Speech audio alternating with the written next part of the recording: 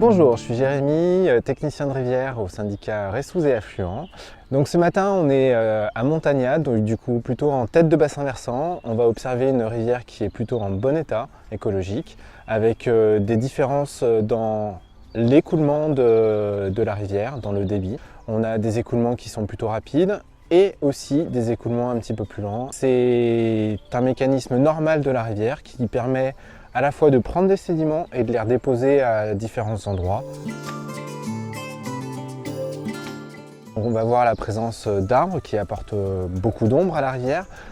Toute cette répisylve participe au maintien des berges, avec notamment les racines qui viennent stabiliser les berges, mais aussi filtrer l'eau et apporter aussi des caches et des refuges pour tous les animaux.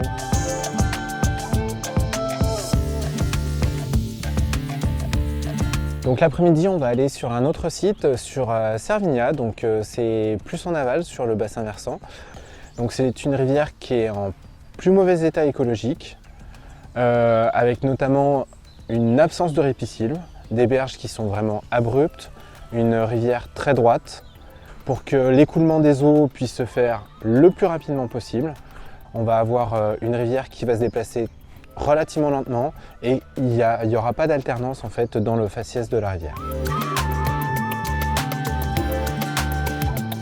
En s'appuyant sur des photos aériennes ou des cartes de radar qui nous permettent d'avoir la topologie du sol, on peut observer en fait que la rivière a été déplacée et que le lit actuel de la rivière n'était pas son lit d'il y a 50 ans ou d'il y a 100 ans.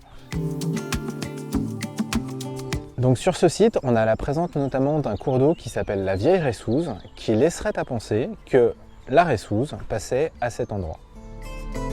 Ce petit cours d'eau est en relativement bon état écologique, une répisylve variée, des pentes douces et une diversité à la fois dans la faune, dans la flore, notamment grâce à la présence de bois morts, à travers la présence de radiers qui permettent d'avoir des écoulements différenciés.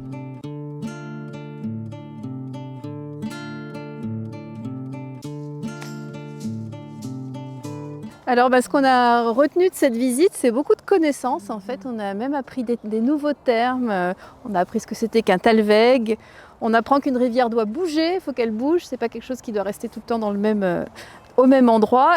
Comment on fait une analyse de rivière? On s'occupe de la biologie, on s'occupe de la physico-chimie, on s'occupe d'hydromorphologie. La mémoire des anciens aussi qui est importante, voir comment était le cours d'eau autrefois. L'importance de la diversité végétale présente dans la rivière et sur les abords.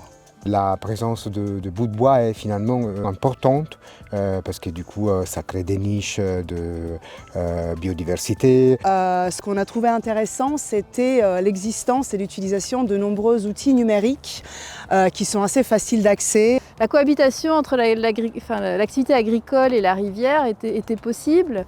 On a vu des passages pour les bêtes, du clôturage pour que les berges ne soient pas abîmées.